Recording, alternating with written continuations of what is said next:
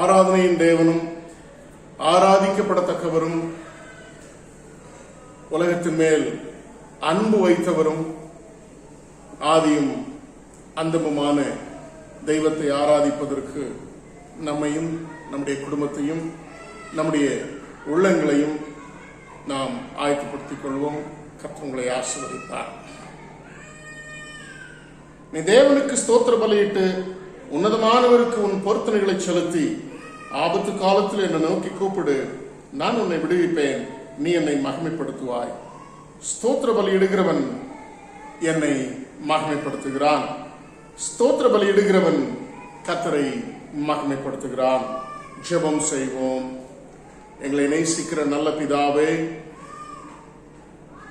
நோய் தொற்று இன்னும் பரவது கட்டுப்படுத்தப்படாததினாலே மீண்டும் ஒரு காணொளி ஆராதனையிலே ஆராதிப்பதற்கென்று அவரவர்களுடைய இல்லங்களிலே குடும்பமாய் கூடி வந்திருக்கிற இந்த வேளையை, இந்த ஆராதனை வேளையை கடவுள் எங்களுக்கு ஆசீர்வதித்து தரும்படியாக நாங்கள் ஜெபிக்கிறோம். நீர் ஒருவரே ஆராதிக்கப்படத்தக்க தேவன், நீர் ஒருவரே ஆராதனையின் தேவன், நீர் ஒருவரே அநாதியும் ஆதியும் அந்தமுமான தேவன். அப்படிப்பட்ட தெய்வம் மாத்திரமல்ல, இத்தனை உன்னதமான சர்வ வல்லவராய் இருந்தும் சர்வ மகிமை பொருந்தினவராய் இருந்தும் எங்களை அதிகமாய் நேசித்திருக்கிறீர், எங்கள் மேல் அதிகமாய் அன்பு வைத்திருக்கிறீர். அந்த அன்பையும் அந்த அன்பு நிமித்தம் எங்களுக்கு ஆண்டவர் அளித்திருக்கிற கிருபைகளையும் நினைவு கூர்ந்தவர்களாக இந்த ஆராதனை ஆராதிக்க ஆண்டவர் எங்களுக்கு கிருபைத்தார். ஆராதனையில் பங்கெடுக்கிற அனைவரையும் ஆசீர்வதியும், ஆராதனையில் அமர்ந்திருக்கிற அனைவரையும் கடவுள் ஆசீர்வதிப்பீராக. இந்த காணொளியின் மூலமாக ஆராதனையை ஆண்டவரே, ஆராதனையில் பங்கெடுக்கிற ஒவ்வொரு பிள்ளைகளையும் ஆண்டுடைய ஆளுகைக்கு ஒப்புக் கொடுக்கிறோம். எங்களிலே குறைகள் உண்டு, குற்றங்கள் உண்டு, பாவங்கள் உண்டு, எல்லாவற்றையும் மன்னித்து எங்களை பரிசுத்தப்படுத்தும் என்று சொல்லி பரிசுத்தருடைய கரத்தில் எங்களை தாழ்த்தி ஒப்புக் கொடுக்கிறோம். இயேசு கிறிஸ்துவின் நாமத்தில் ஜெபிக்கிறேன் நல்ல பிதாவே, ஆமென். ஆராதனைக்கு ஆரம்பமாக நாம் யாவரும் எழுந்து நின்று பாமாலைகளிலே 293 பாமாலை பாடுவோம். பாமாலை 293.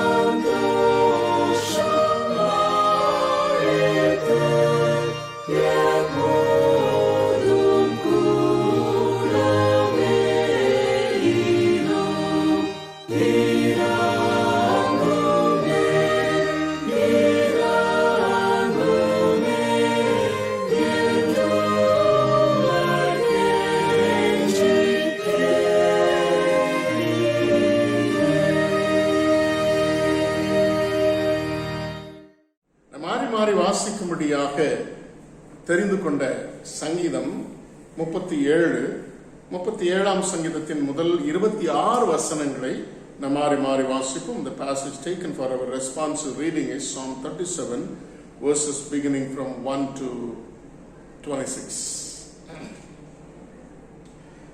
பொல்லாதவர்களை குறித்து எரிச்சல் அடையாதே, நியாயக்கேடு செய்கிறவர்கள் மேல் பொறாமை கொள்ளாதே. அவர்கள் பிள்ளை போல் சீக்கிரமாக அறுப்புண்டு பசு பூண்டை போல் வாடி போவார்கள். கர்த்தரை நம்பி நன்மை செய், தேசத்தில் குடியிருந்து சத்தியத்தை மேய்ந்து கொள். கர்த்தரிடத்தில் மனமகிழ்ச்சியாயிரு, அவர் உன் இருதயத்தின் வேண்டுதல்களை உனக்கு அருள் செய்வார். உன் வழியை கர்த்தருக்கு ஒப்புவித்து அவர் மேல் நம்பிக்கையாயிரு, அவரே காரியத்தை வாய்க்க பண்ணுவார். உன் நீதியை வெளிச்சத்தை போலவும் உன் நியாயத்தை பட்ட பகலை போலவும் விளங்க பண்ணுவார். கர்த்தரை நோக்கி அமர்ந்து காத்திரு, காரிய சுத்தி உள்ளவன் மேலும் தீவினைகளை செய்கிற மனுஷன் மேலும் எரிச்சலாகாதே. கோபத்தை நெகிழ்ந்து உக்கிரத்தை விட்டுவிடு, பொல்லாப்பு செய்ய ஏதுவான எரிச்சல் உனக்கு வேண்டாம். பொல்லாதவர்கள் அறுப்புண்டு போவார்கள், கர்த்தருக்கு காத்திருக்கிறவர்களோ பூமியை சுதந்திரித்துக் கொள்வார்கள். இன்னும் கொஞ்ச நேரம்தான், அப்போது துன்மார்க்கனிரான் அவன் ஸ்தானத்தை உற்று விசாரித்தையானால் அவன் இல்லை. சாந்த குணமுள்ளவர்கள் பூமியை சுதந்திரித்து மிகுந்த சமாதானத்தினால் மனமகிழ்ச்சியாயிருப்பார்கள்.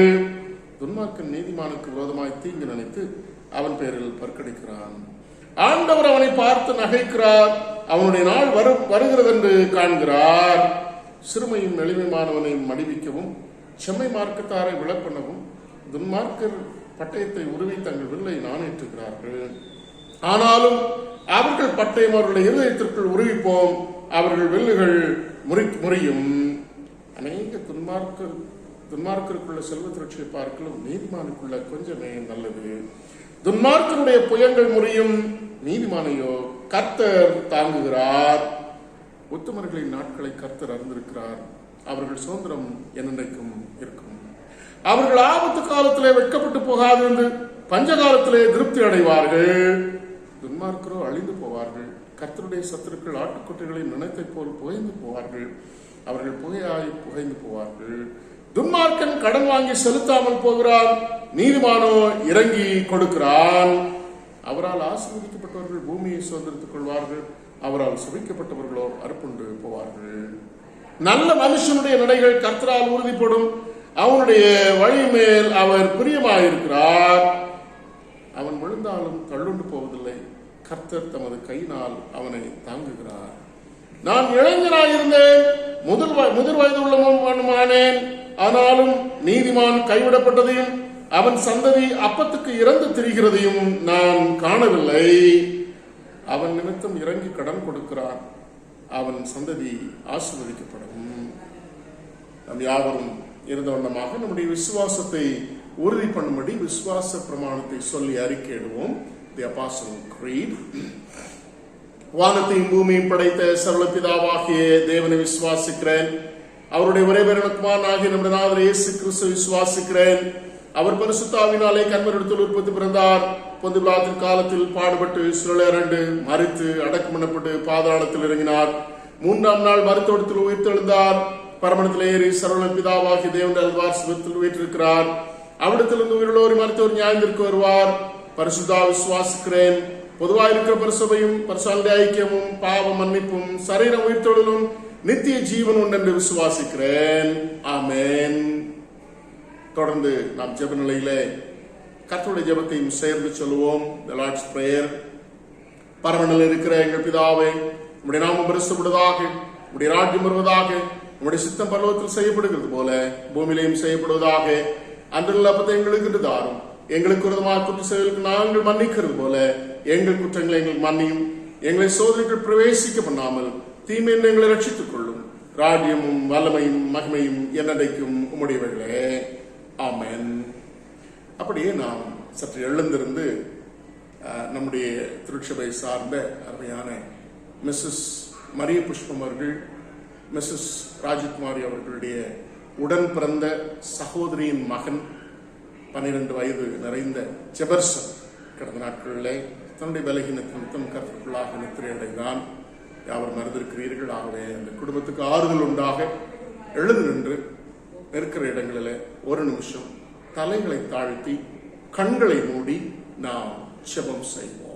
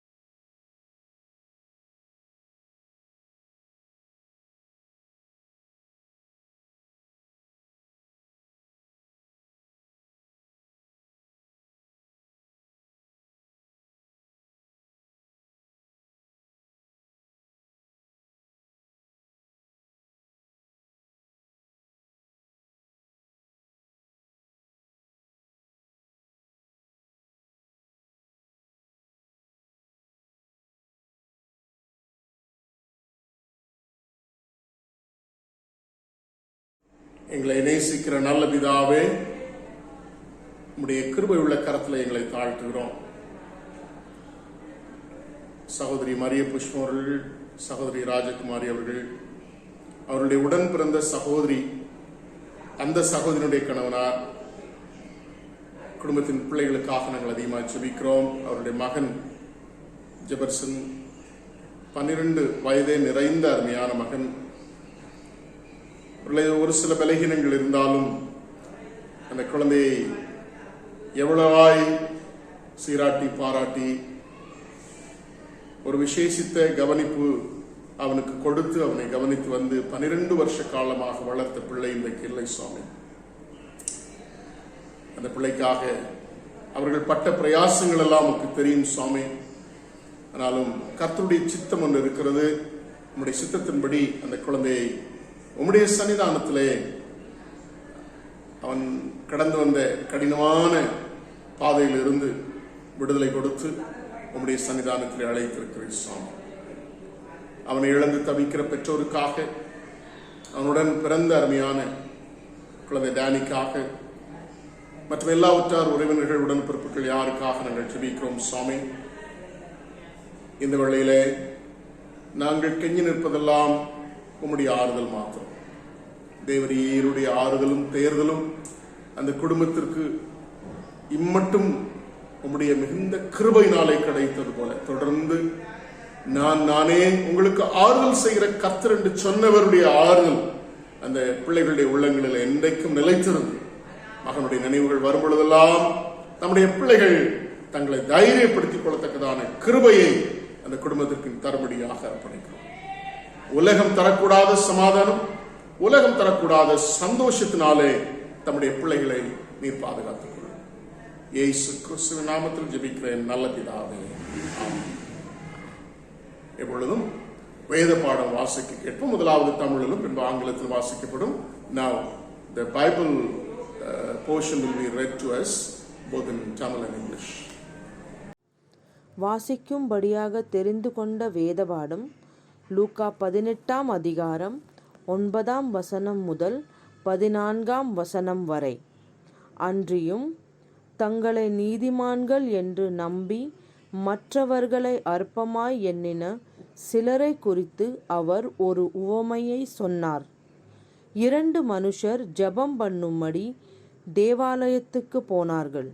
ஒருவன் பரிசேயன், மற்றவன் ஆயக்காரன்.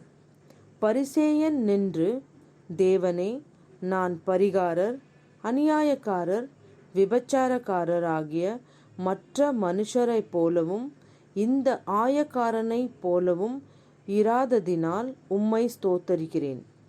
வாரத்தில் 2 தரம் உபவாசிக்கிறேன். என் சம்பாத்தியத்தில் எல்லாம் தசமபாகம் செலுத்தி வருகிறேன் என்று தனக்குள்ளே ஜெபம் பண்ணினான்.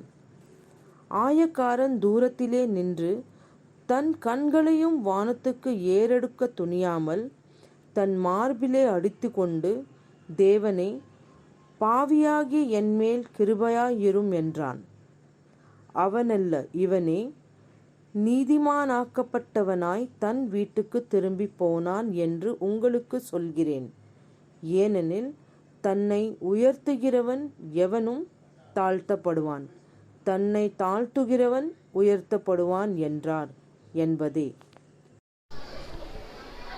The portion for the Bible reading is taken from Luke chapter 18 verses 9 to 14. I repeat, Luke chapter 18 verses 9 to 14. To some who were confident for their own righteousness and looked down on everyone else, Jesus told this parable. Two men went up to the temple to pray, one a Pharisee and other a tax collector. The Pharisee stood by himself and prayed, God, I thank you that I am not like other people, robbers, evildoers, adulterers, or even like this tax collector. I fast twice a week and give a tenth of all I get. But the tax collector stood at a distance. He would not even look up to heaven, but beat his breast and said, God, have mercy on me, a sinner.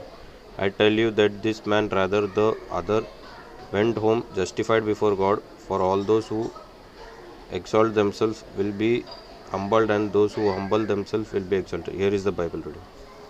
பிறந்தநாள் திருமண நாள் வாழ்த்துக்கள். இந்த வாரத்திலே தங்களுடைய பிறந்த நாட்களை காண்கிறவர்கள் 19ஆம் தேதி மிஸ்டர் எல் எட்வர்ட் சிங் அவர்களும், அதே தேதியிலே மிஸ்டர் சி அன்னப்பிச்சை ஜெய்சிங் அவர்களும் தங்களுடைய பிறந்த நாட்களை காண்கிறார்கள். 20ஆம் தேதி பேபி ஹேனா ஆனந்த் பிரின்ஸ் அவர்களும் தங்களுடைய பிறந்த நாட்களை காண்கிறார்கள்.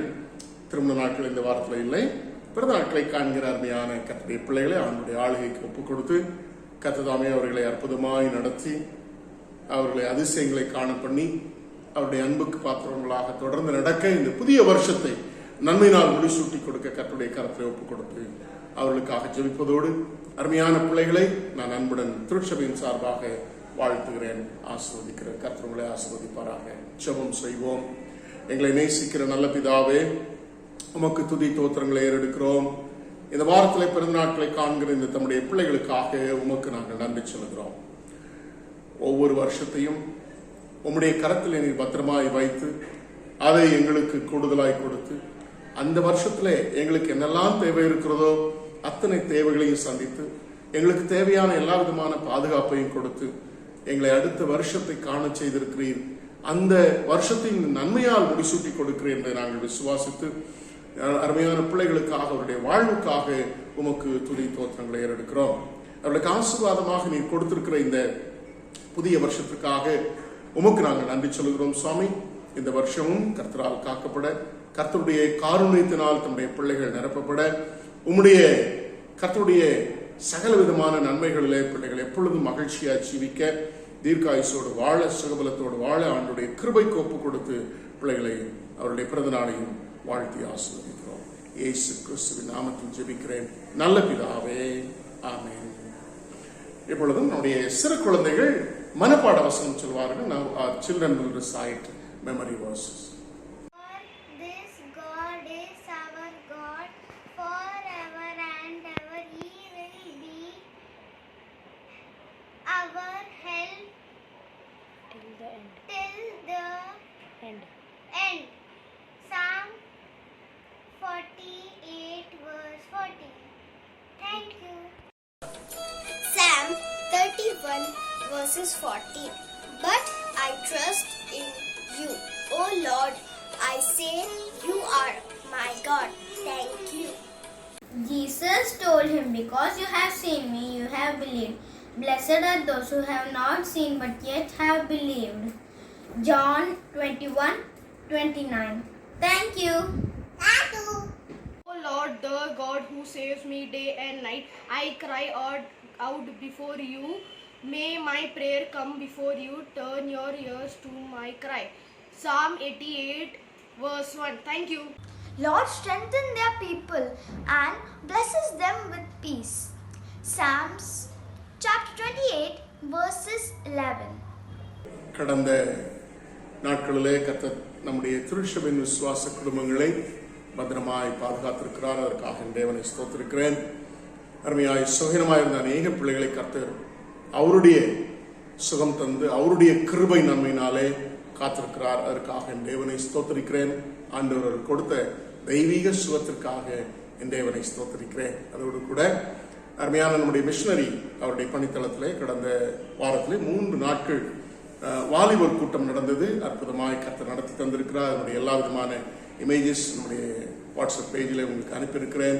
என் தேவனை ஸ்தோத்திரிக்கிறேன். அதோடு கூட ஞான ஸ்நானம் நடந்திருக்கிறது. புதிய விசுவாசிகள் கர்த்தர்களாக ஞான ஸ்நானம் பண்ணப்பட்டதை நீங்கள் அறிந்திருக்கிறீர்கள். இப்படி ஊழியங்களுக்காக, திருச்சபைக்காக, சுயநர்களுக்காக தொடர்ந்து நாம் ஜெபிப்போம். இந்த சீக்கிரத்தில் இந்த நோய் தொற்றினுடைய பரவுகிற குறைக்கப்பட்டு, முற்றிலுமாக குறைக்கப்பட்டு நம்முடைய தேசம் காக்கப்படத்தக்கதாக நாம் இப்பொழுது ஜெபம் செய்வோம். ஜெபிக்கிற கர்த்தருடைய பிள்ளையோடு கூட இணைந்து யாவரும் ஜெபத்திலே கலந்து கொள்ளுமாறு அன்புடன் கேட்டுக்கொள்கிறேன். ஜெபம் செய்வோம். துதியில் மத்தியில் வாசமா இருக்கிறவரே, துதிக்கு பாத்திரரே, உங்க கொடாக்குடி சோத்திரம். நன்றி ராஜா, நன்றி சாமி, நன்றி சாமி. ஆண்டவரே, இந்த ஓய்வு நாளின் காலை வேளையிலே ஆண்டவரே சாமி, ஆண்டவரே இந்த ஆன்லைன் ஆராதனையிலே பங்கு வருகிற ஒவ்வொரு மக்களையும் கர்த்தாவே கண்ணோக்கி பார்க்க முடியாது கெஞ்சிரும். ஆண்டவரே, விசேஷமாக நாங்கள் பாடுகிற பாடல்கள் ஆண்டவரே சாமி, உங்களுடைய சத்திய வசனங்கள் கர்த்தாவே எங்களுடைய ஆவிக்கிற வாழ்க்கைக்கு அதை பிரயோஜனமாக இருக்கத்தக்கதாக நீ மாற்றித் தர முடியாது கெஞ்சிரும் சாமி. விஷயமாக இந்த நாளிலே செய்து கொடுக்கிற ஆண்டவரே உடைய ஊழியக்காரரின் ஆண்டவரே சாமியுடைய சமூகத்தில் நினைவுறுகிறோம் சாமி. அவர் கொடுக்கின்ற அந்த சத்திய வசனமானது ஆவிக்கிற வாழ்க்கையில் நாங்கள் நமக்கு பிரியமா சாட்சி வாழத்தக்கதாகவும், பரிசுத்த வாழ்க்கை இன்னும் பரிசுத்தப்படத்தக்கதாகவும், விசுவாச வாழ்க்கையில் இன்னும் உறுதிப்படத்தக்கதாகவும், எந்த சூழ்நிலையிலும் எந்த காலகட்டங்களில் நாங்கள் உமக்கு பிரியமாக சாட்சியா வாழ்ந்து ஆசீர்வாதங்களை பெற்றுக்கொண்டு மனமோட்சா சாட்சியா வாழ நீ கிருபை செய்ய கெஞ்சிரோம்ப்பா. விஷயமாக திருச்சபைக்காக ஜெபிக்கிறோம். அன்றுவரே திருச்சபையின் குடும்பங்கள் ஒவ்வொருவரையும் கண்ணோக்கி பார்க்க முடியாது கெஞ்சோ ராஜா. அன்றுவரே இந்த பொருளாதார நாட்களிலே அன்றுவரே இந்த வியாதிகள், இந்த விக்கியானங்கள் நிறைந்த நாட்களிலே எம்மட்டுமாய் நீர் எங்களுக்கு ஒவ்வொருவருக்கும் போதுமானவராக இருந்து வந்திருக்கிறேன். அதற்காக நன்றி செலுத்துறோம் ராஜா. கோடி நன்றி சாமி. சோதரமா சோதர சாமி. எங்கள் திருச்சபை குடும்பங்கள் ஒவ்வொருவரையும் கத்தாவே சாமி, சிறு பிள்ளைகள் முதல் கொண்டு பெரியோர் வரைக்கும் நீர் பேர் பேராய் கத்தை ஆசீர்வதிக்க முடியாது கெஞ்சோ ராஜா. ஒவ்வொருக்கும் திரும்ப குடும்பத்தின் திருச்சபை குடும்பத்தின் பிள்ளைகளுக்கு வேண்டிய தேவைகளை நீ சந்திக்க முடியாது கெஞ்சோ ராஜா. அன்றுவரே இந்த நாட்களிலே சாமி, அன்றுவரே பல மக்கள் அன்றுவரே வேலை இழந்து அன்றுவரே சாமி பலவான பிரச்சனைகளோடு எதிர்பார்ப்புகளோடு இருக்கிற சூழ்நிலையிலேயே கர்த்தாவே அன்றுவரே கர்த்தரை நம்பினவர்கள் ஒரு கால் வெட்கப்பட்டு போனதில் என்ற வேத வார்த்தை ராஜா. உண்மை நம்பிக்கிற எங்களுக்கு அன்றுவரே சாமி திருச்சபை பிள்ளைகள், உடைய விசுவாசிகள் அன்றுவரே உண்மை ஏற்றுக்கொண்ட ஜனங்கள் கர்த்தாவே ஒரு கால் வெட்கப்பட்டு போதபடிக்கு ராஜா ஆவிக்கிற வாழ்க்கையில் பிரியமா சாட்சி வாழ்ந்த ஆசீர்வாத நன்மையை பெற்றுக்கொண்டு வாழ நீ கிருபைகளையும் ஆண்டவரே ஏற்படுத்தி தர முடியாது கெஞ்சியோ ராஜா. ஆண்டவரே இறக்கணுதையுமே கொடாக்குடி சோத்திரம். விஷயமாக ஆண்டவரே சாமி, கடந்த நாட்களிலே எங்கள் திருச்சபையின் பிள்ளைகள் ஆண்டவரே சாமி ஒரு சிலர் கர்த்தாவே சாமி பலகீனப்பட்டார் ராஜா. அந்த பலகீனத்தில் நீ விடுதலை தந்திரக்கா நன்றி செலுத்துறோம் சாமி. விசேஷமாக சகோதர வெற்றிராஜ் அவருக்காக ஜெபிக்கிறோம். அவர்களுக்கு பரிபூர்ண சுகத்தை தந்தீர். அதற்கு கொடாக்குடி நன்றி ராஜா. இன்னும் சோபத்தின பாதத்துக்குள்ள முடிய கெஞ்சிரும். அதே போல் சகோதர சில்வர் ஸ்டாருக்காக ஜெபிக்கிறோம். ஆண்டவரே சாமி, அவர்களுக்கு வேண்டிய சோழர் தந்தீர் ராஜா. ஆண்டவரே இந்த பலவீனத்தில் நீ விடுதலை தந்திருக்கிறது நன்றி செலுத்துறோம் ராஜா. இன்னும் கர்த்தாவே சாமி, ஆண்டவரே சாமி மிஸ்ஸஸ் அமுதா அலெக்சாண்டர் அவர்களுக்காக ஜெபிக்கிற ராஜா. அந்த சகோதரிக்கு கர்த்தாவே கடந்த நாட்களிலே சாமி ஆண்டவரே சாமி இந்த அறுவை சிகிச்சையிலிருந்து கர்த்தாவே பரிபூர்ண சுகத்தை தந்திருக்கிற ராஜா. இன்னும் கர்த்தாவே சாமி கூடியவர்களே நல்ல சுகத்தை பெற்றுக்கொண்டு உங்களுக்கு சாட்சியாய் வாழ ஆண்டவரே சாமி அதே சுகத்தோடு பலத்தோடு வாழ நீ கிருபை செய்ய முடியாது கெஞ்சோ ராஜா. ஆண்டவரே இவ்வாறாக இன்னும் ஒருவேளை இந்த திருச்சபை பிள்ளைகள் யாராவது சுகவீனப்பட்டு இருப்பார்களானால் சாமி, பலகீனமாய் இருப்பார்களானால் கர்த்தாவே நீர் அறிவீர் ராஜா. ஒவ்வொருவரையும் கர்த்தாவே வேண்டிய சுக பலன் தந்து அந்த பலகீனங்களில் இருந்து அவர் சரீரத்தின் பலவீனத்தை நீ விடுதலை தந்து நல்ல சுகத்தையும் பலத்தையும் நீடி ஆசிரியனை கட்டிட முடியாது கெஞ்சோ ராஜா. இறக்கணும் தேவே. இன்னும் கொடாக்குடி சோத்திர நன்றி ராஜா. கூடிய விரைவிலே சாமி ஆண்டவரே இங்க மகாராஷ்டிரா மாநிலத்திலே கர்த்தாவே இந்த ஆண்டவரே சாமி இந்த COVID-19 என்ற இந்த கொள்ளை நோய் கூடிய விரைவிலே சாமி ஆண்டவரே கட்டுப்படுத்தப்பட்டு ஆண்டவரே ஆலயங்கள் திறக்கப்பட்டு உடைய ஆலயங்கள் வந்து விசுவாசிகளாக நாங்கள் ஆண்டவரை கூடி அவருடைய மகிழ்ந்துமை துதிக்க உடைய நாமத்தை மையப்படுத்த வேண்டிய சூழ்நிலைகளின் சந்தர்ப்பங்களை நீ உருவாக்கி தர முடியாது கெஞ்சோ ராஜா. இறக்குள்ள தெய்வமே, அதற்காக நன்றி செலுத்துறோம். ஆண்டவரே எவ்வாறு செய்வீர்கள் நீ விசுவாசிக்கிற ராஜா. விசேஷமாக ஆண்டவரே சாமி இந்த தேசத்திற்காக ஜெபிக்கிறோம்ப்பா. இந்த தேசத்தில் ஒவ்வொரு கர்த்தாவே மாநிலங்களுக்காகவும் மாநிலத்தை ஆட்சியாளர்கள் ஆண்டவரே சாமி ஒவ்வொருக்காகவும் ஜெபிக்கிறோம்ப்பா. ஆண்டவரே சாமி ஆண்டவரே நீதான் சாமி ஒவ்வொருக்கு வேண்டிய இந்த தேசத்தை ஆட்சியாளர்களுக்கு வேண்டிய நல்ல ஞானத்தையும் தந்து கிருபையை தந்து தேசத்தில் உள்ள மக்களை கத்தை நல்ல முறையில் பரிபாலனம் செய்யத்தக்க வேண்டிய கிருபை ஞானத்தை தர முடியாது கெஞ்ச ராஜா. ஒரு வழியிலே சாமி ஆண்டவரே விலைவாசிகள் தேசத்திலே கூடிக்கொண்டு போகுது ராஜா. ஆண்டவரே ஒரு விதத்திலே பொருளாதார நிலை கர்த்தாவே சாமி பின்னோக்கி செல்கிறது ராஜா. இந்த நிலைமை மாறத்தக்கதாக ஆண்டவர் இறக்கமுள்ள தெய்வமே நீ ஒரே ஒரு வார்த்தை சொல்லு சாமி. வார்த்தையிலே வல்லமை உண்டு, சுகம் உண்டு, ஆசீர்வாதங்கள் உண்டு ராஜா. ஆண்டவரே சாமி தேசத்திலே ஆட்டி படைக்கின்ற ஆண்டவரே இந்த கொள்ளை நோயின் அகோரத்தை கத்தை முற்றிலுமாய் தேசத்திலிருந்து எடுத்து போட்டு ராஜா. அப்படியே மக்கள் கத்தாவே சமானமாய் சந்தோஷமான மகிழ்ச்சியை வாழ, பயமின்றி திகிலின்றி வாழ, நல்ல சூழ்நிலை நல்ல எதிர்காலங்கள் வாழ, வேலை வாய்ப்புகளை பெற்றுக்கொண்டு உங்க நன்றி சொல்லி வாழ வேண்டிய கிருபையை தர முடியாது ராஜா. இறக்கணும் தெய்வம் இன்னும் கூட சோத்திர நன்றி செலுத்து ராஜா. விஷயமாண்டவரே சாமி இந்த நாளிலே டேட்டன்ல பாஸ் ஆண்டவரே ரிசல்ட்டுக்காக ஜெபிக்கிறோம் அப்பா. வருகிற ரிசல்ட்டில் நல்ல மதிப்பெண்களை திருச்சுவின் பிள்ளைகள் ஆண்டவரே தேர்ச்சி பெற தேங்க வேண்டிய கிருபையை நீக்கிறது தர முடியாது கஞ்ச ராஜா. விசேஷமாக ஆண்டவரே இன்னும் கொடாக்குடி சோதனை நன்றி செலுத்துகிறோம். எங்கள் திருச்சுவின் பிள்ளைகள் ஒவ்வொருவரையும் கத்தாவே சாமி நினைவுகிறோம். ஒவ்வொருவரையும் பேர் பெற ஆசீர்வாதத்தோடு பாதத்துப்படும் சாமி. ஆண்டவரே எங்கள் திருச்சபையின் மூலமாக ஊழி செய்கிற மகாராஷ்டிரா கிராம ஊழியத்தில் ஊழி செய்து வருகிற பிரதர் தாமஸ் தக்கவார் அவர்களுக்காக ஜெபிக்கிறோம். அவர்கள் குடும்பத்திற்காக ஜெபிக்கிறோம். அவர்கள் பிள்ளைகளுக்காக ஜெபிக்கிறோம். இம்மட்டுமாக வல்லமையான ஊழியத்திலே அந்த ஊழியத்திலே அவர்களை பயன்படுத்தி வருகிறேன். அதற்கு நன்றி செலுத்த ராஜா. அநேக விதமான ஆத்துமாக்களை ஆராதனை பண்ணத்தக்கதாக அந்த இடத்திலே நீ மகிமையாய் கத்தாவை வைத்திருக்கிறேன். அதை கொடாப்படி சொல்கிறேன் நன்றி ராஜா. எந்த சூழலிலும் வந்து எந்த காலகட்டத்திலும் உன் நாம ஒன்றை மையப்படுத்தக்கதாக அநேக ஆத்துமாக்களும் அறியாத ஜனங்கள் அறிந்து கொள்ளத்தக்கதாக நீ அவளை இன்னும் அதிகமாக வல்லமையாக எடுத்து பயன்படுத்த முடியாது கஞ்சிரோப்பா. அவருக்கு எந்த விதமான கத்தாவே சாமி எந்த விதமான அண்டவேஸ் இடையூறுகள் வராதபடி நீ பாதுகாத்துக்கொள்ளபடியாக கஞ்சோம் சாமி. இன்னும் கூட கூடி சோத்திரம் நன்றி செலுத்துற ராஜா. இறக்குள்ள தெய்வமே எங்க திருச்சபை போதற்காக ஜெபிக்கிறோம் சாமி. அண்டவரையே பாஸ்டர் அம்மாக்காக அவர் பிள்ளைகளுக்காக அண்டவர் குடும்பங்களுக்காக அண்டவர் ஒவ்வொருக்காக ஜெபிக்கிறோம் சாமி. அவளை மட்டுமா எங்க திருச்சபையில வைத்து நீர் தவை திருச்சபை அண்டவரே சாமி என்னை வழிநடத்தி வர நீ கிருபை சேர்க்கை சாமி. அவர்கள் மூலமா கத்தாவே சாமி அண்டவரே இந்த திருச்சபை சிறிய மந்தையை கத்தாவே நீ வழிநடத்தி செல்ல கிருபை தந்திருக்கிறேன் நன்றி ராஜா. இன்னும் அதீதமாய் கத்தாவே அண்டவரே சாமி அவர்கள் மூலமாக ஆத்மாக்குரிய எங்கள் ஆத்மாக்குரிய அண்டவரே சாமி அண்ணாவங்களை பெற்றுக்கொண்டு அந்நிதியமாய் நாங்கள் உமக்கு பிரியமாய் சாட்சிய வாழ சத்தியவத்தை கேட்டு உமக்கு பிரியமாய் சாட்சிய வாழ கிருபை சொல்லுவோம். இறக்குள்ள தெய்வமே இன்னும் கொடாக்குடி சோத்திரம் நன்றி ராஜா. இறக்குள்ள தெய்வமே நன்றி செலுத்துகிறோம் சாமி.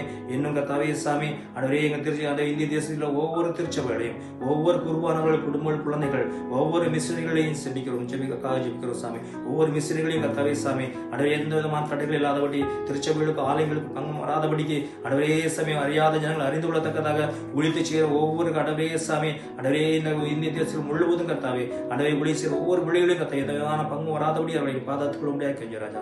கொடாக்குடி சோத்திரம் நன்றி செலுத்து ராஜா. இறக்குள்ள தெய்வமே அண்டவரே இன்னும் சாமி கத்தாவே சாமி இறக்குள்ள தெய்வமே கத்தாவே என் திருச்சபை பிள்ளைகள் படித்து விட்டு வேலை இல்லாமல் இருக்கிற வேலை அண்டவரே சாமி அண்டவரே அந்த பிள்ளைகளுக்காக நல்ல வேலை பார்த்தார சாமி. படித்துக் கொண்டிருக்கிற பிள்ளைகள் நல்ல படிப்பை தார சாமி. அண்டவரே சாமி திருமண வயதிலே கத்தாவே காத்திருக்கிற என் திருச்சபை பிள்ளைகளுக்காக ஜெபிக்கிறோம். ஏற்ற வழியிலே சாமி ஒரு நல்ல ஒரு கத்தாவே சாமி நல்ல ஒரு அண்டவரே திருமண வாழ்க்கையை கத்தாவே ஏற்படுத்தி தர முடியாது கெஞ்ச ராஜா. இன்னும் கத்தாவே பலவிதமான தேவைகளோடு பலவிதமான எதிர்பார்ப்புகளோடு நோக்கி கெஞ்சி கேட்கிற திருச்சபை பிள்ளைகள் ஒவ்வொருவரையும் கத்தாவை சபதியில் நினைக்கிறோம் ராஜா. ஒரு தேவைகளையும் சாமி எல்லாவற்றையும் அண்டவரே எதிர்பார்ப்புகளையும் கத்தாவை நீ கண்ணோக்கி பார்த்து அண்டவரே அவள் எதிர்பார்ப்பு தேவைகளை நீ சந்திக்க முடியாது கெஞ்ச ராஜா. அண்டவரே சாமி இன்னைக்கு என் நாமத்தை நிமித்தம் எதை நீங்க கேட்டுக்கொள்கிறீர்களோ அதன் பிதா மைப்படும் முடியாது அழிச்சுவர் வாக்கு கொடுத்த வாக்குமார தெய்வமே பிதா குமாரன் பரிசுத்தாவின் இயேசுவின் நாமத்திலே நாங்கள் கேட்கிற நாங்கள் ஜெபிக்கிற ஒவ்வொரு காரியங்களையும் கத்தாவை தயவாய் நினைவுகூர்ந்து அதற்கு பதில் தர முடியாது கெஞ்சிரோம். மீதியான வேளையை உடைய கரத்தில் ஒப்படைக்கிறோம் சாமி. நீர் பொறுப்படுத்திக் கொள்ளும், நீர் காத்துக்கொள்ளும், நீர் வழி நடத்தும். எங்கள் ரட்சகரும் எங்கள் கர்த்தரும் எங்கள் மீட்பரும் ஆகிய பிதா குமாரன் பரிசுத்தாவின் இயேசு கிறிஸ்துவின் இனிய நாமத்தில் ஜெபிக்கிறோம் ஜெபங்கேளும் எங்கள் நல்ல பிதாவே ஆமென். ஆண்டவராகிய இயேசு கிறிஸ்துவின் நாமத்தினாலே உங்கள் அனைவருக்கும் என்னுடைய அன்பான வாழ்த்தலை வணக்கத்தை தெரிவித்துக் கொள்கிறேன். கர்த்தர் உங்களை ஆசீர்வதிப்பாராக. மீண்டும் ஒரு காணொளி ஆராதனையிலே உங்களோடு கூட கர்த்தருடைய வசனங்களை பகிர்ந்தளிக்க என் தேவன் கொடுத்த இந்த வாய்ப்பிற்காக என் தேவனை ஸ்தோத்திரிக்கிறேன்.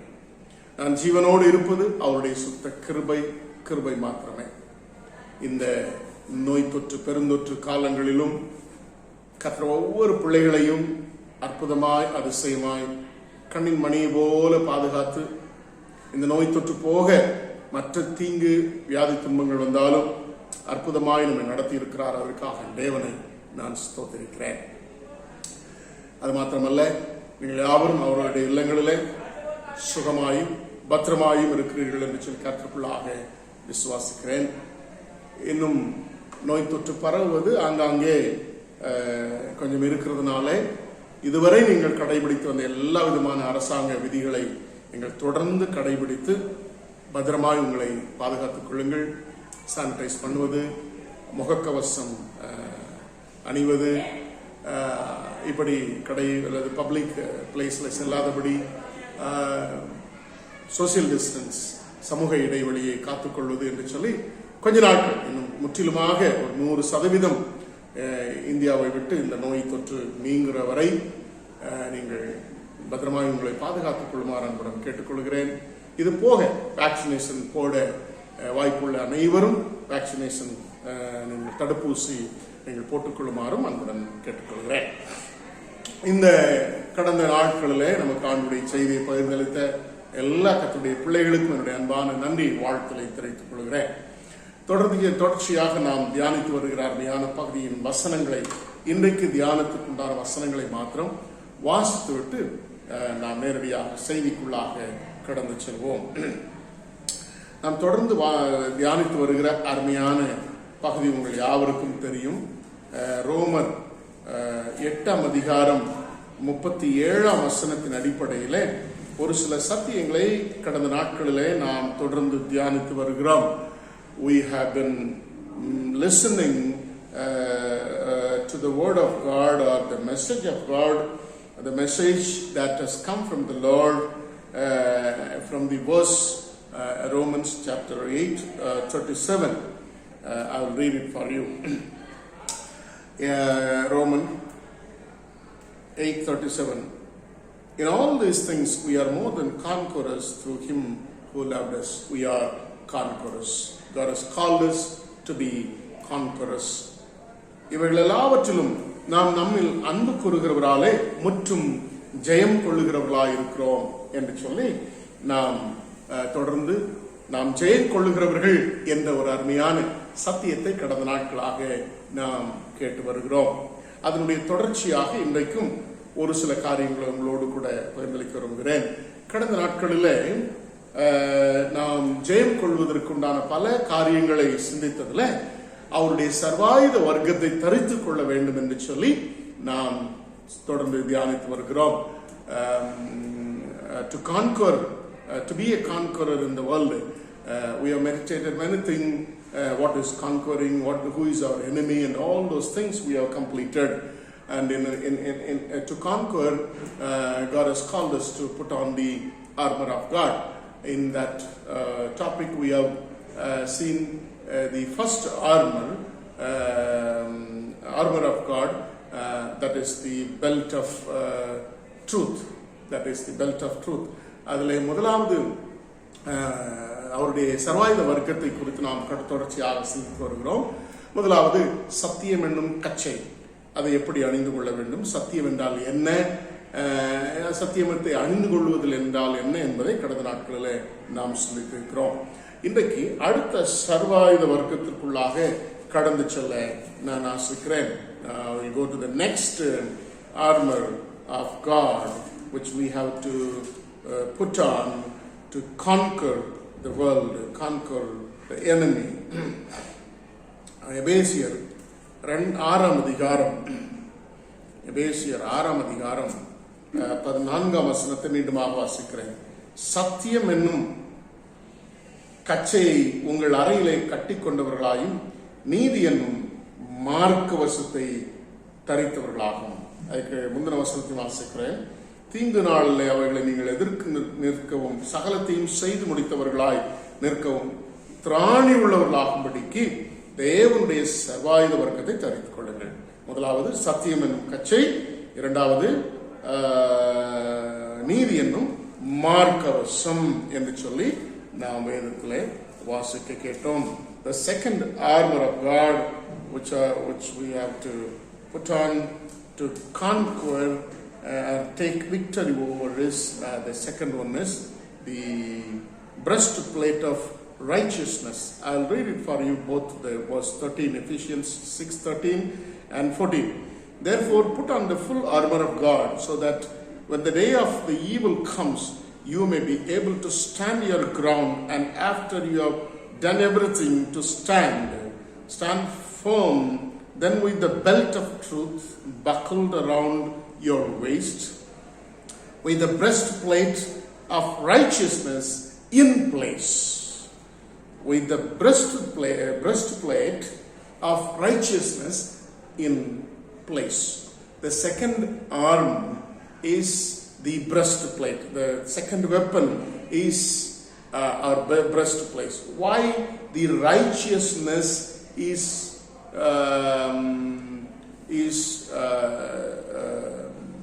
connected with the breastplate is that righteousness, we have to go to the very meaning of the word called righteousness, or the fact called, or the truth called righteousness.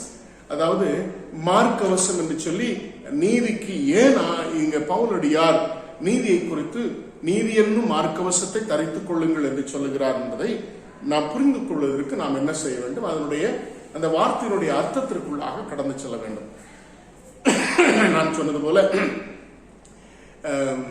கிறிஸ்தவ ஜீவியத்தில் நிறைய வார்த்தைகளை பயன்படுத்துகிறோம். அதுவும் எந்த வார்த்தைகளை அதிகமாக நம்முடைய ஆவிக்குரிய ஜீவியத்திற்கு பயன்படுத்தி அதில் கவனமாக இருக்க வேண்டுமோ, இன்னைக்கு திருச்சபைகள் அந்த வார்த்தைகளை எல்லாம் விட்டுவிட்டு, அந்த வார்த்தையின் சத்தியங்களை எல்லாம் விட்டுவிட்டு, அந்த அனுபவங்களை விட்டுவிட்டு வித்தியாசமான அனுபவங்களுக்கு நேராக ஒரு விதமான எமோஷனலிஸ்டிக் அல்லது உணர்ச்சி பூர்வமான வார்த்தைகள், உணர்ச்சி பூர்வமான ஆராதனைகள், உணர்ச்சி பூர்வமான வாழ்க்கைக்கு நேராக இன்றைக்கு திருச்சபைகளை வழிநடத்தி செல்லக்கூடிய சத்தியங்கள் பரவி கொண்டிருக்கிற காலத்தில் வாழ்ந்து கொண்டிருக்கிறோம். ஆகவே இது ரொம்ப முக்கியமானது, ரொம்ப முக்கியமானது. ஆகவே இதனுடைய ஒரிஜினல் அர்த்தத்தை நம்ம கண்டுபிடிச்சு பார்க்கும் பொழுதுதான் இந்த பிரஸ்ட் பிளேட் அல்லது நம்முடைய மார்க்கவசம் இல்லையா. நீங்கள் ஆதி நாட்களிலே யுத்தத்திற்கு செல்லுகிற அருமையான வீரர்களை நீங்கள் பார்த்திருக்கலாம் இல்லையா. எல்லா விதமான ஆம்ச தரிச்சவர்களாக பார்க்கும் பொழுது, ஒருவேளை நீங்கள் பார்க்கவில்லை என்றால் மும்பையில் இருக்கக்கூடிய மியூசியத்தில் நீங்கள் போய் பார்க்கலாம். இந்த மராட்டா வாரியர்ஸ் எப்படி எல்லாம் அவங்க மார்க்கவசத்தை அவங்க அணிந்திருந்தாங்க அப்படிங்கிறத நீங்க பார்க்கலாம். If you don't have scene any old warriors and arms of the warriors, you can visit the museum in Mumbai where the Marathas or the Maharashtrian warriors, the weapons of the Maharashtrian warriors in the museum. There you will find a breastplate also, which safeguards the which is the defensive measures taken by the warriors. So it takes care of the chest, the body, so that nothing will pierce into the heart. அப்ப இருதயத்தை துளைத்து விடாதபடி பாதுகாப்பதற்காக பயன்படுத்தப்பட்ட ஒரு அருமையான கவசம் அல்ல, நெஞ்சு கவசம் இல்லையா, கவசம், மார்பில் இருக்கக்கூடிய கவசம். அப்போ அந்த கவசம் என்று சொல்லி நீதி என்கிறதான ஒரு வார்த்தைக்கு அந்த அர்த்தம் கொடுக்கப்பட்டிருக்கிறது. ஏன் அப்படி கொடுக்கப்பட்டிருக்கிறது அப்படின்னா, நம்முடைய வாழ்க்கையில நாம் அந்த அர்த்தத்தை புரிந்து கொண்டால் மட்டும்தான் அது ஏன் அப்படி கொடுக்கப்பட்டிருக்கின்றதை நீங்க புரிந்து கொள்ள முடியும். அதனுடைய அர்த்தம் அல்லது நீதி என்றால் என்ன, what does it mean by righteousness? Very simple. பெரிய பெரிய வாக்கியங்கள்லாம் கொடுத்து டிஃபைன் பண்ண அவசியம் இல்லை. இது ரொம்ப சிம்பிளான எளிமையான ஒரு சத்தியம் தான், எளிமையான ஒரு அர்த்தத்தை கொண்டதான் நீதி. நீதி என்றால் என்ன? சரியானவற்றை செய்வது. எது சரி எது தவறு என்பது நமக்கு தெரியும். We know what is right. What does it mean by righteousness? Doing always the right thing. We know God has given us the ability of doing what is right. It is not what is right in the sight of man, what is right in the sight of the world, but what is right in reality and in the sight of God. எந்த சரியானது என்றால் என்ன? மனுஷ பார்வையில எது சரி என்பது அல்ல, உலக பார்வையில எது சரி என்பது அல்ல, அல்லது வேற எந்த சூழ்நிலையிலும் இருக்கக்கூடிய சரியானது என்பது அல்ல. கர்த்தருக்கு முன்பாக உண்மையிலே எது சரியானதோ அதை மாத்திரம் தெரிந்தெடுப்பது, choosing the right thing and doing it. அப்போ while choosing the right thing, the heart is the place where we take decision. Mind is the place where we think, all sorts of thinking or thoughts comes in, and God has given us the thinking ability, which is called knowledge or wisdom. And after knowing what is right in the sight of God or in reality, we take a decision. We take a decision. There are two things. One is right and another is the wrong thing. Good and evil. And the mind, with all the knowledge and wisdom, it chooses, it has to know what is right and what is wrong, what is good or what is evil. And the heart is the place where we take decision. Deciding to take either of this, with all our human nature or with all our fallen nature or sinful nature, all the human being intend to take always the wrong thing, all the evil one. The decision we know with our knowledge and understanding or wisdom, we know what is right and we have to choose the right one alone. But with all the sinful nature, what happens? We always choose the evil one which pleases us in the world, which is pleasing to our sight. நம்முடைய வாழ்க்கையில இதை பார்த்தீங்கன்னா அறிவு அல்லது மூளை அல்லது ஞானம் என்பது நல்லது எது கெட்டது எது என்பதை பிரித்து தெரிந்து கொள்ளக்கூடிய ஒரு அருமையான அறிவு பெற்றது. அறிவு பெற்றது. அப்ப அந்த அறிவை வைத்து எது நல்லது எது கெட்டது என்பதை புரிந்து கொள்கிறோம். சரி, புரிந்த பின்பாக இருதயம் என்கிறதான ஒரு இடம் இருக்கிறதே, அந்த இருதயத்துல நம்ம தீர்மானம் எடுக்கிறோம். என்ன தீர்மானம் எடுக்கிறோம்? எதை தெரிந்தெடுப்பது. ஆனா நம்முடைய பாவ சுபாவத்தினால நமக்கு சுகமாய் தோன்றுகிற இந்த உலகத்துல சுகமாய் தோன்றுகிற நம்முடைய கண்களுக்கு இச்சிக்கப்படத்தக்கதாய் இருக்கிற பாவத்தை அல்லது நல்லதல்லாததை அல்லது தவறானவற்றை தெரிந்தெடுத்து கொண்டே இருக்கிறோம். இதுதான் மனிதனுடைய இயல்பு. அப்போ மூளை எது நல்லது எது தவறானது என்பதை தீர்மானிக்கிறது, தெரிந்து கொள்கிறது. ஆனால் இருதயம் என்ன செய்கிறது? எதை செய்ய வேண்டும் என்று சொல்லி தீர்மானிக்கிறது. After the heart to take decision what to choose, and it orders to do what is being chosen and chosen by the heart. தவறானவற்றை தேர்ந்தெடுக்க வேண்டுமா அல்லது சரியானவற்றை தேர்ந்தெடுக்குமா அல்லது தவறானவற்றை தேர்ந்தெடுக்கணுமாங்கிறத மூளை தெரிஞ்சு இங்க தீர்மானம் ஆகி அந்த தீர்மானிக்கப்பட்ட ஒரு உண்மையை என்ன செய்கிறது? ஆர்டர் கொடுக்குது. அது அறிவித்த உடனே நம்முடைய செயல்பாடுகள் சரீரத்திற்கு அது என்ன செய்கிறது? அது ஆர்டர் கொடுக்கும். வருகிற வாரத்திலே அதை குறித்து ஆழமாக நாம் சிந்திக்கலாம். சரீர அவயவங்கள் நீதியை செய்வதற்கு எவ்வளவு முக்கியம் என்பதை வருகிற வாரத்திலே நாம் என்ன செய்யலாம்? Our parts of body is so important in choosing the right thing always and being righteous. நம்ம என்ன செய்கிறது? நம்முடைய சரீர அவயவங்கள் எவ்வளவு முக்கியம் என்பதை வருகிற வாரத்தில் தெரிந்து கொள்ளலாம். அப்போ நீதியை செய்வதற்கு இருதயம் தீர்மானிக்கிறது. தீர்மானித்த பின்பாக என்ன செய்கிறது? அந்த இருதயம் செயல்படுத்துவதற்கு கட்டளையிடுகிறது. இப்போ சரியானவற்றை நீதியை செய்வதற்கு சரியானவற்றை செய்வதற்கு இருதயம் நினைத்திருக்கும் என்றால் நம்முடைய சரீரம் என்ன செய்கிறோம்? சரியானவற்றை செய்வதற்கு முற்படும். தவறானவற்றை செய்வதற்கு நம்முடைய இருதயத்தில் தீர்மானிச்சிருந்தோம்னா தவறானவற்றை என்ன செய்யும்? நம்முடைய சரீரம் செய்ய முற்படும். சோ இதனாலதான் இருதயம் என்கிறதான ஒரு விஷயம் நல்லதை தெரிந்தெடுப்பதற்கு தீர்மானிக்கிற ஒன்றாயிருக்கிறதுனாலே இங்க எடுக்கப்படுகிற தீர்மானம் எப்பொழுதும் நல்லதா இருக்க வேண்டும், சரியானதா இருக்க வேண்டும். Since the heart is the place where we take decision, and God expects us to choose always the good one, always the right one. So once since we chose the right one through our heart, the Bible says, and compares that righteousness with the breastplate. That means you safeguard your heart. The decision taken in your heart by choosing always right thing and do the right one and be righteous. அப்போ இருதயம் நம்ம எப்படி பாதுகாத்துக் கொள்ளணும்? எப்பொழுதும் சரியானவற்றை தெரிந்தெடுத்து சரியானவற்றை தீர்மானித்து என்ன செய்யணும்? செயல்படுத்துவதற்கு முற்படணும். அப்ப அந்த இருதயத்தை சரியானவற்றை மாத்திரம் தெரிந்தெடுப்பதற்கு பயன்படுத்தணுங்கிறதுக்காக தான் நீதியை மார்க்கவசம் என்று சொல்லி என்ன செய்கிறது? அது விளக்கி காண்பிக்கப்பட்டிருக்கிறது. நான் நினைக்கிறேன் உங்களுக்கு இந்த விளக்கம் போதும் என்று சொல்லி நான் நினைக்கிறேன். கவனிங்கள். அப்போ நீங்கள் நானும் நீதிமான்களாய் இந்த உலகத்தில் இருக்க அழைக்கப்பட்டிருக்கிறோம். நல்லா கவனிங்க.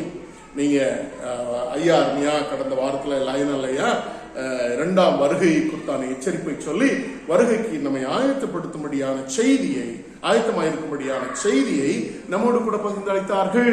எத்தனை பேர் பலவிதமான வரங்களை குறித்து பேசுகிற நாம், வாழ்க்கை குறித்து பேசுகிற நாம் எப்படி நியாயந்தீர்க்கப்பட போகிறோம் என்பதை குறித்து என்னைக்காவது யோசித்து பார்த்திருக்கிறோமானா இல்லை.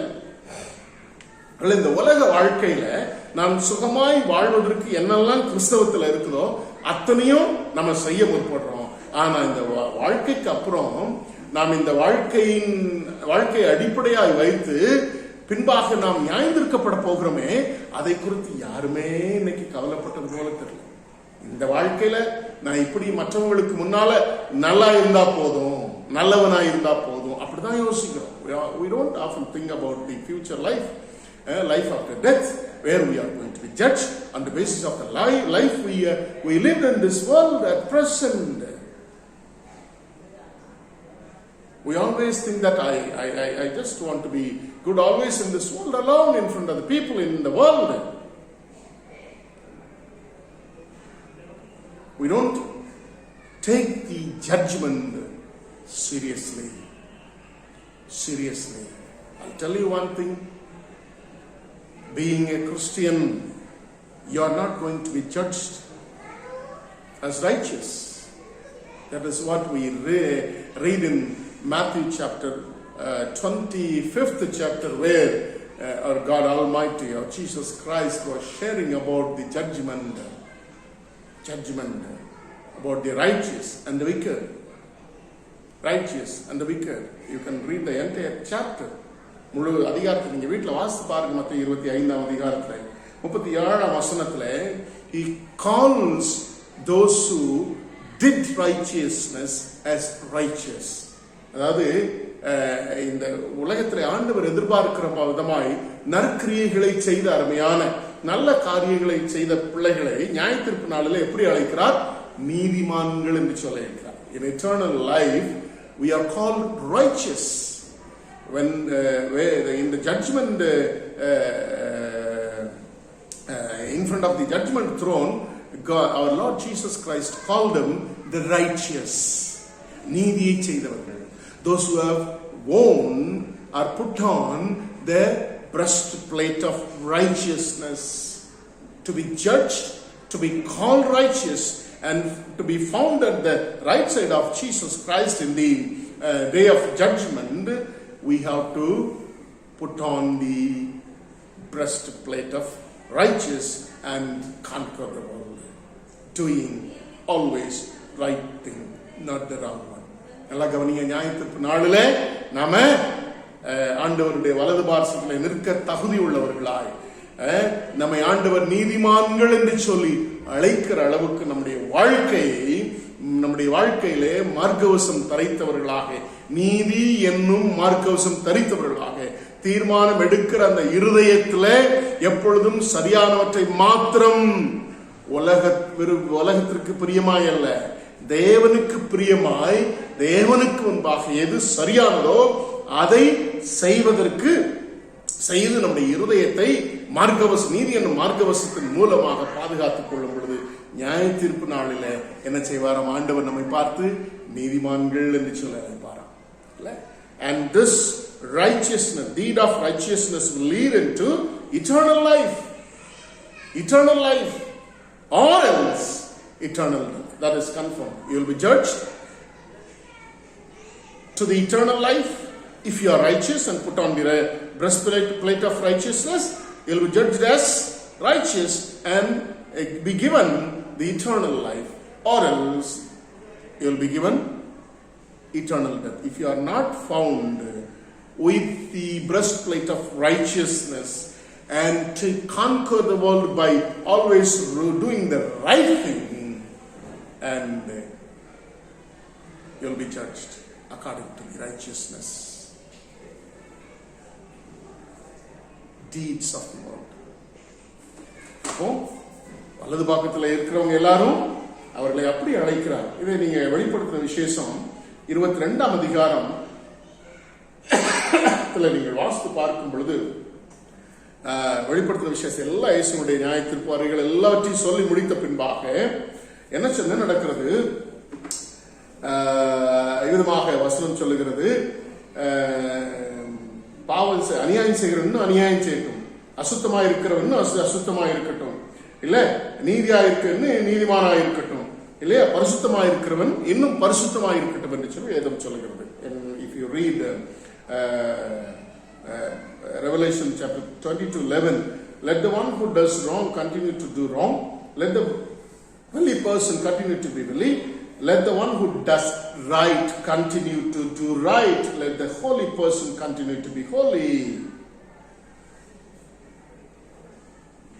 அப்போ நம்ம செய்கிற எல்லா விதமான சரியான காரியங்களுக்கும் அப்போ வேதம் என்ன அழைக்கிறது, இயேசு கிறிஸ்துவின் வருகைக்கு முன்பாக எப்பொழுதும் இன்னும் நீதி செய்கிறோம், இன்னும் நீதி செய்யட்டும் அப்படின்னா வசனம். அப்ப நீதி செய்து கொண்டு ஆண்டவருடைய வருகைக்கு அவருடைய நியாய தீர்ப்புக்கு நம்மை ஆயத்தப்படுத்திக் கொள்ள வேண்டும் என்று சொல்லி வேதம் அழைக்கிறதை நாம் பார்க்கிறோம். மாத்திரமல்ல, நீங்கள் தொடர்ந்து வாசிக்கும் பொழுது 19ஆம் அதிகாரம் ரெவலேஷன், புக் ஆஃப் ரெவலேஷன் 19ஆம் அதிகாரத்தில் நீங்கள் வாசித்து பார்க்கும் பொழுது அவர்கள் வெள்ளை அங்கி தரித்தவர்களாய் இருந்தார்கள் என்று சொல்லி பார்க்கிறோம். People who were with the lamp of God. If you read the book of Revelation chapter 19th chapter, you'll find the people who were with the lamp of God, they were wearing the fine linen, which means the fine linen cloth is meant to be the righteousness of the holy people. You can read the book of Revelation 19 verse 8. Bright and clean was given to her. That means the church who have conquered the world were given the fine linen cloth, which was bright and clean. Which means, what does it mean? It is the righteousness of the saints. அப்போ அங்க வெளிப்படுத்தல் விசேஷத்துல சொல்லப்பட்டிருக்கிற அந்த அவர்களுக்கு கொடுக்கப்பட்ட வெள்ளை அங்கின்னு நினைக்கிற நம்ம கிறிஸ்தவ விசுவாசிகள் என்ன நினைக்கிறோம், அப்படியே இயேசுவின் வருகையும் அவருடைய நியாயத்தீர்ப்பையும் ஆண்டவரோடு கூட வாழப்போகிற அந்த அனுபவத்தை கேட்கும் போதெல்லாம், நினைக்கும் பொழுதெல்லாம், வாசிக்கும் பொழுதெல்லாம் என்ன யோசிக்கிறோம், நமக்கெல்லாம் ஐயர் மாதிரி வெள்ளை அங்கி கொடுக்கப்படும் நினைக்கிறோம். அப்படி அல்ல. அங்க உண்ணுவதற்கு உணவோ உடுத்துவதற்கு உடையோ அங்க இல்ல. அங்க நம்மெல்லாம் எல்லாருமே தேவதூதர்களை போல இருக்கிறோம். அதனால இந்த மெட்டீரியலுக்கு அங்க இடமே இல்லை, இந்த பொருட்களுக்கு அங்க இடமே இல்லை, இந்த ஆடைக்கு அங்க இடமே இல்லை. ஏன்னா அது வேண்டாம், அங்க பரிசுத்தம் மட்டும்தான் இருக்கும். அதனால அங்க வெள்ளை அங்கி தரித்தவர்கள் என்றால் வெள்ளை அங்கி நினைச்சுக்காதீங்க. அவருடைய விளக்கம் என்ன, அர்த்தம் என்ன, நம்முடைய நீதி விளங்கும். நம்ம நீதிமான்களாய் வாழாதபடி நாம் இங்க செய்த நீதித்துவத்தினுடைய கன்ஃபர்மேஷன், உறுதிப்பாடு ஆண்டோடைய வருகைக்கு அப்புறம் நடக்கூடிய நியாய தீர்ப்புல நடக்கும்ன்றத அழகா சொல்லியிருக்கிறேன். அப்ப இந்த உலகத்துல நான் நீதிமானா இருக்கிறேனா இல்லையா, அல்லது நீதியின் மார்க்கவசம் தரித்திருக்கிறேனா இல்லையா என்கிறதா கேட்கப்பட வேண்டிய ஒரு கேள்வி. இன்னைக்கு திருச்சபைகள் எப்படி இருக்கிறது? இன்னைக்கு பரலோக ராஜ்யம் என்று சொல்லி அண்ணா கவனிச்சுக்காங்க. அடிக்கடி நான் சொல்லக்கூடிய விஷயம், பரலோக ராஜ்யம் என்பது வேறு விளக்கம், பரலோகம் என்பது வேறு விளக்கம். பரலோகம் என்பது தேவன் வாசம் பண்ணுகிற வாசஸ்தலம். பரலோக ராஜ்யம் என்பது அவர் தனக்கென்று சம்பாதித்த சொந்த ஜனமாகிய அவருடைய ராஜ்யத்தின் புத்திரர். Often we misunderstand the kingdom of God or kingdom of heaven as if it is a heaven. Heaven is the residing place of God Almighty. But the kingdom of heaven is the kingdom of God or kingdom of heaven. Heaven is the people whom He has earned through the salvation of God, and the saved people. They are the kingdom of heaven or kingdom people. So Rajyam என்பது வேறு, kingdom is different, heaven is different. Kingdom of heaven is the people of God. Heaven is the residence place of God.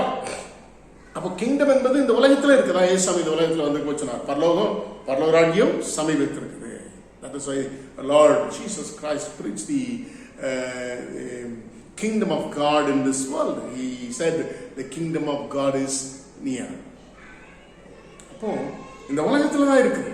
அப்ப இந்த உலகத்துல தேவனுடைய ராஜ்யம் எப்படி இருக்கணும் அப்படிங்கறத நான் வசனம் வாசிக்கிறேன். கவனிங்க. ரோமருக்கு எழுதின நிருபம் 14ஆம் அதிகாரம். அப்போ இன்னைக்கு திருச்சபைகள் எப்படி இருக்குன்றத நீங்க ஒப்பிட்டு பார்க்க முடியும்.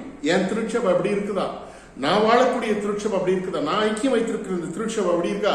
சரி, நான் ஐக்கியம் வைத்திருக்கிற திருச்சபை மாத்திரமல்ல, நான் ராஜ்யத்தின் பிள்ளையா தேவனுடைய ராஜ்யத்துல எப்படி இருக்கு, எதற்கு முக்கியத்துவம் கொடுத்திருக்கிறேன் அப்படிங்கறத நம்ம வாசிக்க கேட்கலாமா?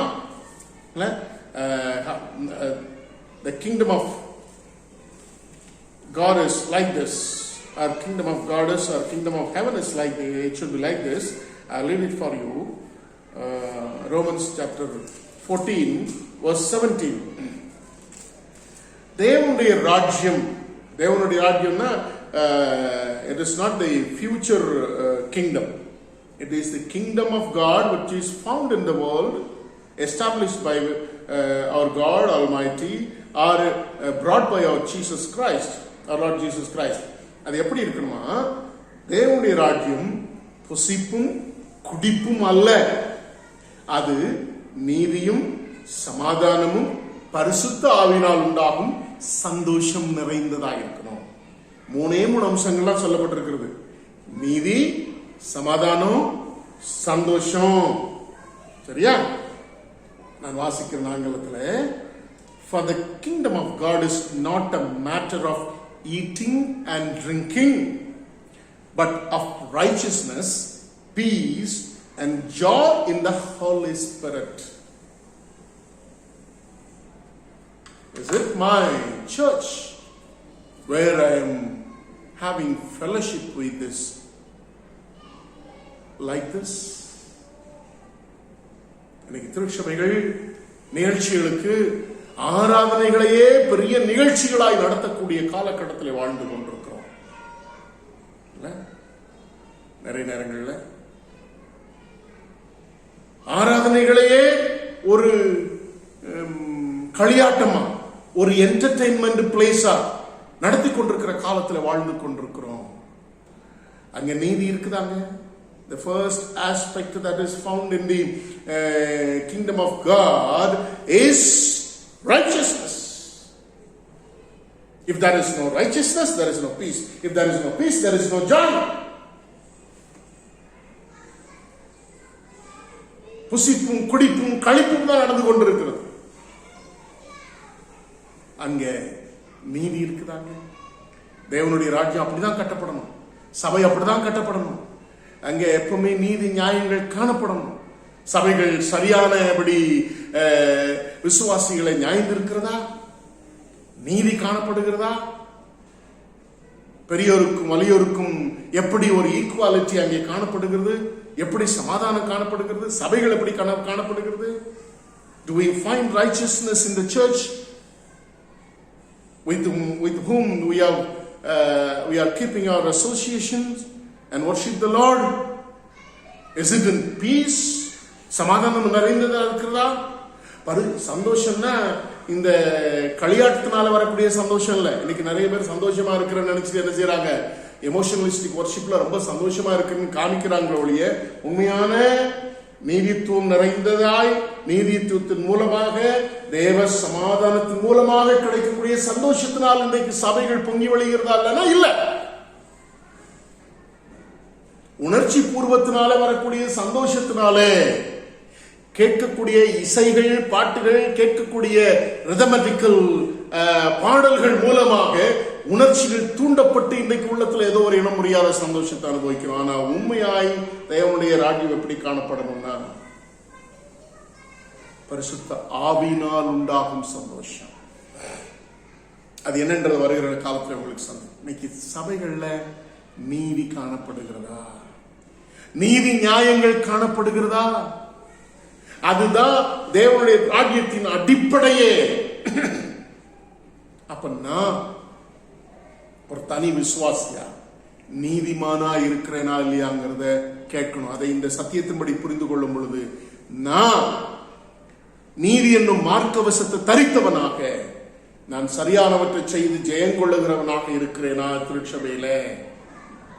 நான் நீதிமானா இருந்தாதான், நான் நீதியை செய்தாதான் நான் இருக்கிற சபை நீதியை செய்யும். நீ நீதியாய் காணப்படும், தேவனுடைய ராஜ்ய நீதியாய் காணப்படும். நான் ஒருத்தன் என்னிடத்துல நீதிமானா இல்லாதபடி, நீதி சரியானவற்றை செய்யாதபடி காணப்படுவேன் என்றால் என்னுடைய சபையில அதை பாதிப்பை உண்டாக்கும். வாழ்க்கையில மறந்துடாதீங்க.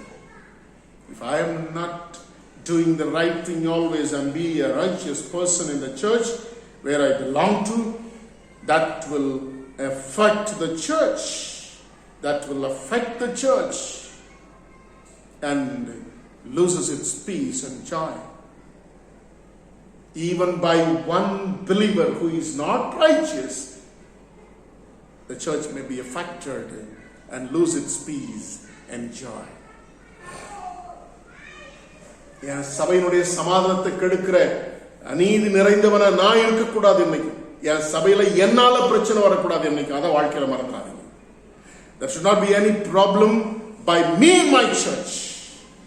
If every individual take a decision like that I should try to be righteous in this world, in this kingdom of God, then I'll be found in the right hand of the God Almighty in the judgment day and be called righteous and given the linen cloth called righteousness. Linen cloth called righteousness.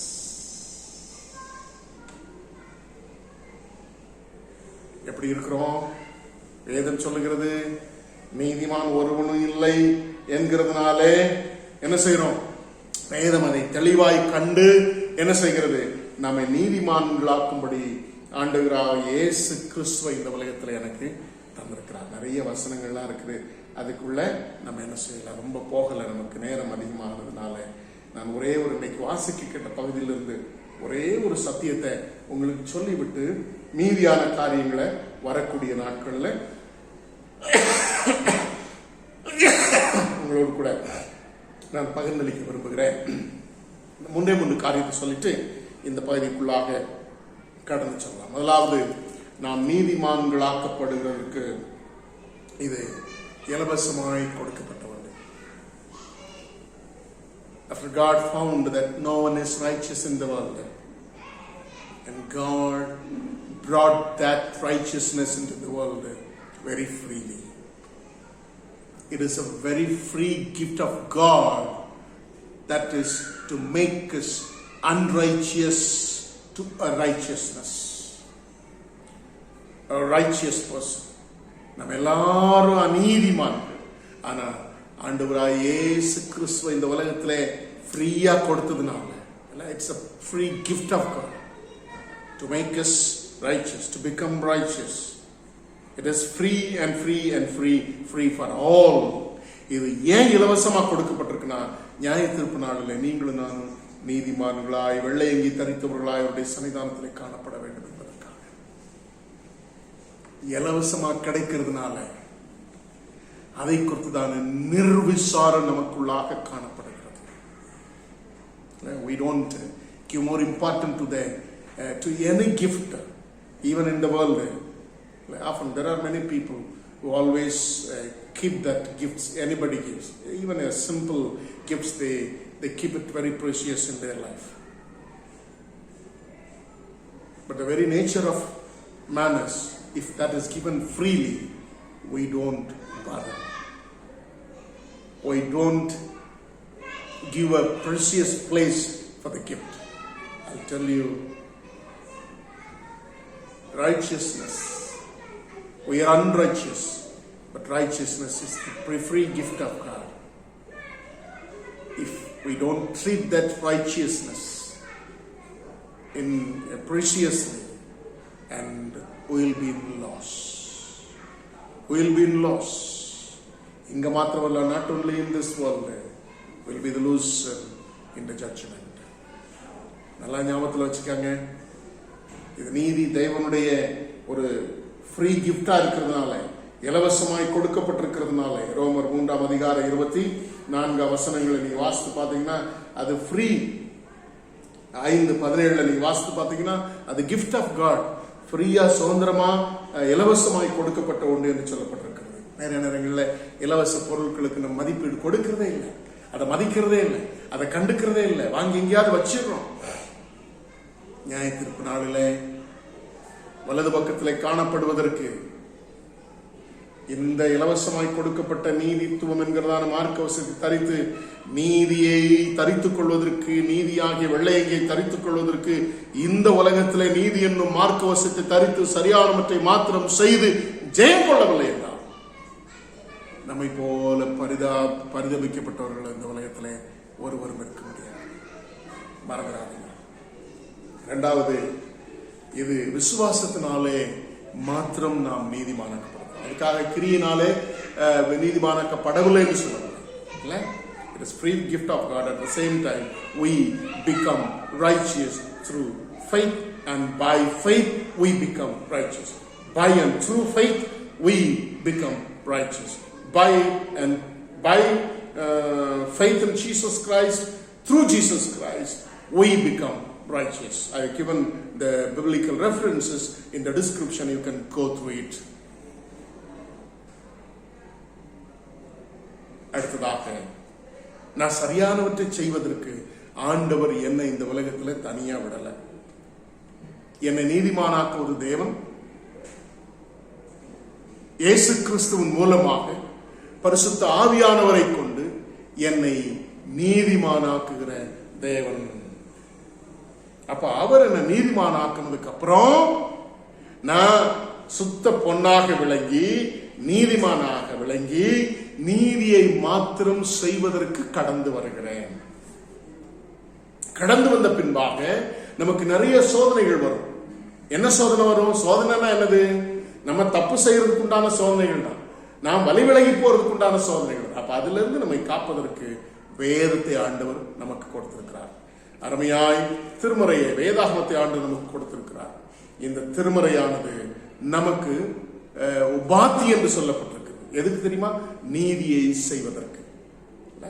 Bible calls the word of God, the Bible is the schoolmasters who leads us to do always righteous things. இல்லையா? அது school master என்று சொல்லப்பட்டிருக்கிறது. அதோட நம்முடைய நிறைய கருத்துக்கள் இருக்குது. எல்லாத்துக்கும் நான் எல்லா விளக்கங்களுக்கும் நான் கலந்து கலாத்தியர் 3:24 Galatians chapter 3 verse 24, which means if we follow this word of God or truth of God, this will be a school master which will train us to do the right thing. This school master will train us to do the right thing always and conquer the world by doing the right thing, which means we have put on the breastplate of righteousness through this Bible. தெய்வத்தை கொண்டு, தெய்வத்தின் மூலமாக இந்த வசனத்தை கொண்டு நீங்களும் நானும் எப்பொழுதும் சரியானவற்றை செய்வதற்குண்டான பலத்தை பெற்றுக்கொண்டு நீதி என்னும் மார்க்கவசத்தை தரித்து எப்பொழுதும் சரியானவற்றை மாத்திரம் செய்து ஜெயம் கொண்டவர்களாய் இந்த உலகத்திலே வாழ முடியும். அப்படி ஜெயித்தோம் என்றால் நமக்கு நீதி என்னும் வெள்ளை இங்கே நமக்கு கொடுக்கப்பட்டு வலது பக்கத்திலே காணப்படுகிறவர்களாய் நீதிமான்களாய் தீர்க்கப்படுவோம். அப்போ it is a free gift of God to become righteous, to do righteousness. Through faith we become righteous, and by following the word of God, which is the school master which trains us to do always the righteous thing. இலவசமாய் கொடுக்கப்பட்ட ஒன்று, விசுவாசத்தினாலே கிடைக்கிற ஒன்று, வேதத்தின் அடிப்படையிலே நம்மை வேதமானது பாத்தியாய் நம்மை எப்பொழுதும் சரியானவற்றை செய்யக்கூடிய வழிநடத்துகிற வாத்தியாய் இருக்கிறபடியால் இதை கொண்டு நீங்களும் நானும் நீதிமான்களாயிருந்து உலகத்தை ஜெயிக்க முடியும். நீதிமானாய் மாற்றப்பட்ட அருமையான ஒரு மனிதனை குறித்து நாம் வாசிக்க கேட்டோம். லூக்கா 18ஆம் அதிகாரத்துல அவன் அல்ல 14ஆம் வசனம், இவனே நீதிமானாக்கப்பட்டவனாய் தன் வீட்டுக்கு திரும்பி போனான். இந்த செய்தியை கேட்டுக்கொண்டிருக்கிற அருமையான கர்த்தருடைய பிள்ளைகளே, இந்த அருமையான வேளையில இன்னும் நீதிமானாக்கப்படாமல் இருந்தீர்கள் என்றால், உலகத்தின் பார்வையில அல்ல, அதை மாத்திரம் நான் உங்களுக்கு சொல்லிவிட்டு சுட்டி காண்பித்து விட்டு நான் உங்களோடு கூட உங்களை விட்டு கடந்து செல்ல ஆசிக்கிறேன். என்னுடைய செய்தியை முடிக்க ஆசிக்கிறேன். கவனியுங்கள், வாசிக்கிட்ட அருமையான பகுதி, where our Lord Jesus Christ is pronouncing a judgment in this world, which shows that how he is going to judge the life after in the day of judgment. இங்க எப்படி ஆண்டவர் அவருடைய பார்வையில ஒரு மனிதன் நீதிமானாக காண்கிறார் என்பதை ஒரு அருமையான சம்பவத்தின் மூலமாக ஆண்டவர் விளக்கி காண்பித்து, இப்படிதான் நீங்களும் நானும் ஆண்டவருடைய சன்னிதானத்திலே நியாய தீர்ப்பு நாளிலே நீதிமான்களாக நியாயம் தீர்க்கப்பட போகிறோம் என்பதை இந்த உலகத்திலேயே ஆண்டவர் காண்பித்து விட்டு என்ன செய்திருக்கிறார், கடந்து செல்கிறார். அதான் அந்த பகுதி. We find two persons went to pray. 2 பேர் ஜெபிக்க சென்றார்கள். 2 பேரும் ஒரே காரியத்தை தான் செய்ய போறாங்க. Both the people were trying to do the religious responsibilities which we call that is prayer. Both of them, they went to the prayer.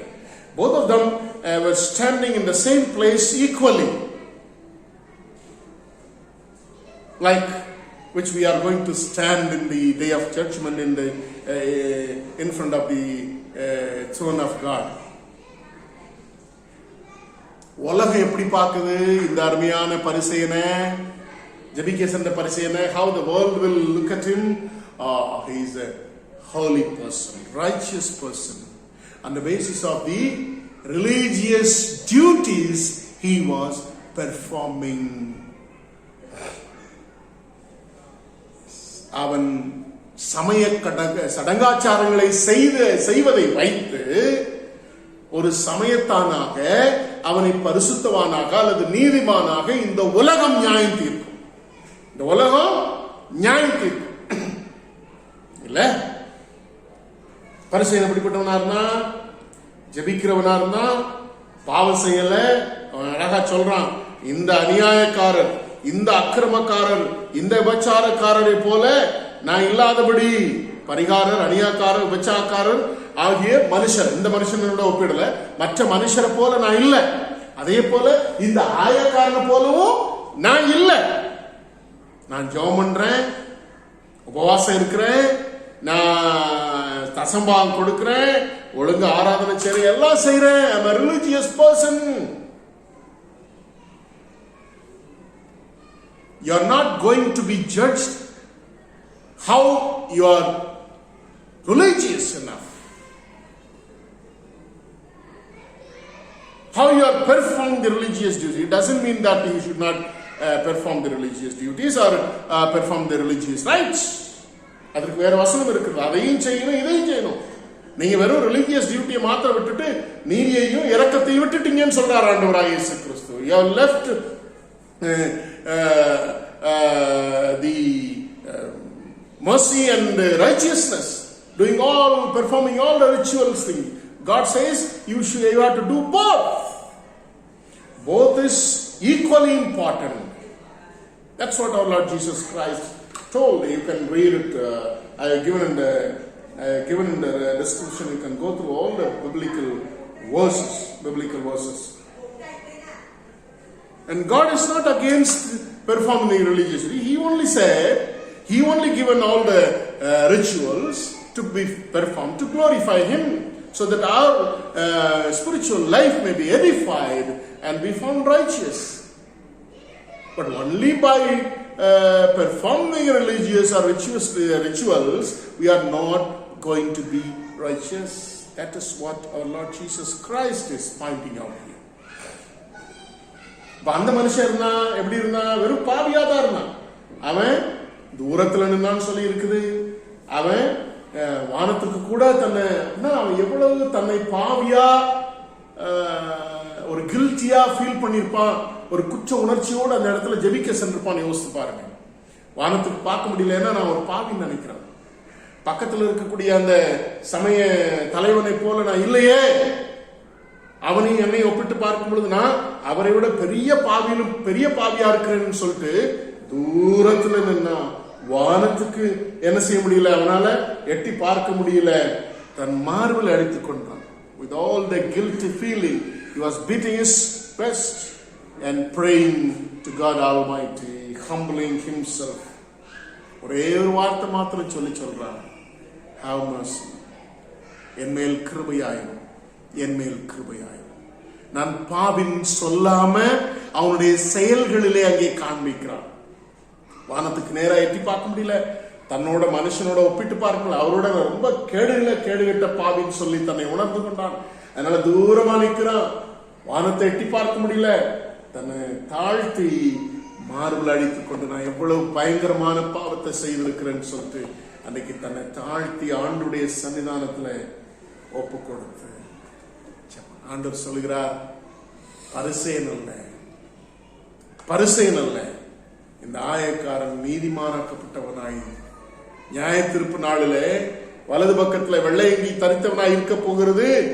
இந்த சமய கொள்கைகளை கடைபிடித்தவன் அல்ல, இந்த பாவத்திலிருந்து விடுதலை பெற்ற இந்த அருமையான பாவி என்று சொல்லி உலக பார்வையிலே காணப்பட்ட தெய்வ பார்வையிலே பாவத்தை உணர்ந்து அறிக்கையிட்டு தன்னை தான் பரிசுத்தமாக வேண்டும் என்று சொல்லி ஒப்பு கொடுத்த மனுஷன் மாத்திரம்தான் நீதிமானாய் தேவனால் மன்னிக்கப்பட்டவனாய் கடந்து சென்றான்.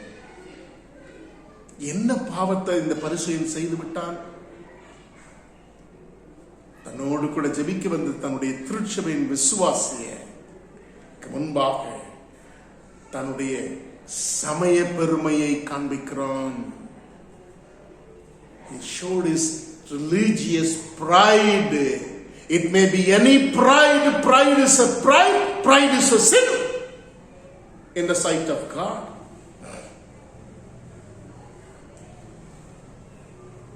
Pride is the one thing which brought the evil into the world. என்ன அழகா ஆண்டவர் நியாயந்திருக்கிறார் பாருங்க. நியாயத்திற்கு இங்கே நடந்தாச்சு. If you are not righteous in this world as God expects, you will be judged in this world itself, and which will be reflected in the judgment day when we stand in front of the throne of God. கண்ணமுள்ள ஆண்டுடைய சன்னிதானத்துல ஆராதனை முடிஞ்சு உங்க வீட்டுல மற்ற வேலைகளை பார்க்கறதுக்கு போறதுக்கு முன்னால ஆராதனையின் ஆசீர்வாதம் சொல்வதற்கு முன்பாக நீதிமானாக்கப்பட்டவர்களாய், நாயக்காரனை போல நீதிமானாக்கப்பட்டவர்களாய், இலவசமாய் பெற்றுக்கொண்ட விசுவாசத்தினாலே கிடைக்கக்கூடிய இந்த நீதியாக மார்க்க வசத்தை தரித்துக் கொண்டவர்களாய், நீதிமானாக்கப்பட்டவர்களாய் உங்களுடைய வீட்டு வேலைகளை செய்வதற்கு கடந்து செல்ல வேண்டும். நீதி என்னும் மார்க்க வசத்தை தரித்து சரியானவற்றை மாத்திரம் செய்து உலகத்தை ஜெயிக்க ஒப்பு கொடுத்திருக்கிறார் அருமையான கர்த்தருடைய பிள்ளைகளை கர்த்தர் நீர் ஆசீர்வதிப்பார். இயேசு கிறிஸ்துவின் நாமத்தில் ஜெபிக்கிறேன் நல்ல பிதாவே, ஆமென். ஆராதனைக்கு முடிவாக நம் யாவரும் எழுந்து நின்று கீர்த்தனைகளில் 187 பாடுவோம். 187ஆம் கீர்த்தனை பாடுவோம்.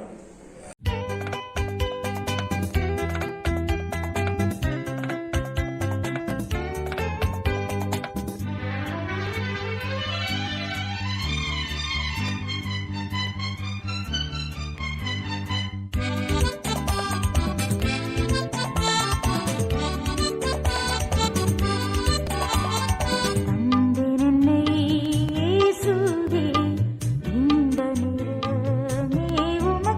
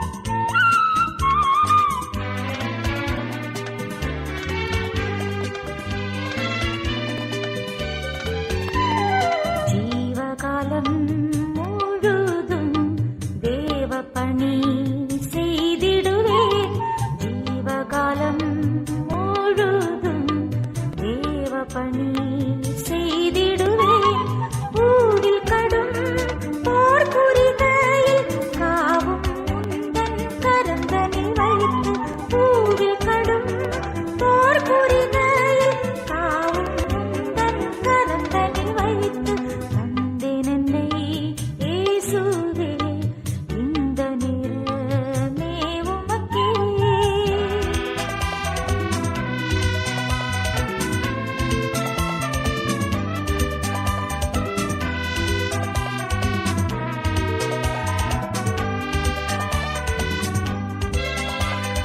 உந்தன் சித்தம் நான் செய்வேன், எந்தன் சித்தம் ஒழித்திடுவேன். உந்தன் சித்தம் நான் செய்வேன், எந்தன் சித்தம் ஒழித்திடுவேன். எந்த இடம் எனக்கு காட்டிலும் இயேசுவே அங்கே இதோ போகிறேன். எந்த இடம் எனக்கு காட்டிலும் இயேசுவே அங்கே இதோ போகிறேன். தந்தேன் என்னை இயேசுவே இந்த நேரமே உமக்கே.